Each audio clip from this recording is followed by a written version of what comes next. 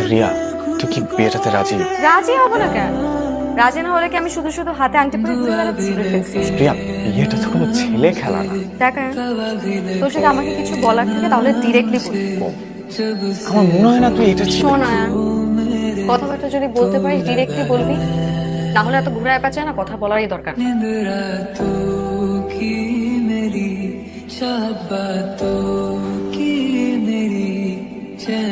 বসে আছো কেন? কিছু অর্ডার করো। আয়ান আসো। হে আয়ান, চলে আসছো, বসো।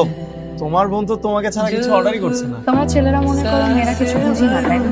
আপনি আমার আর আয়ানের সম্পর্কটা নিয়ে যে ডাউট করছেন এটা আমি খুব ভালো করে বুঝেছি। শুনে না, আসলে আয়ান শুধু আমার কাজিনই না, ও আমার লাইফের এমন একটা পার্সন যে ছোটবেলা থেকে আমার হাসি কষ্টের একমাত্র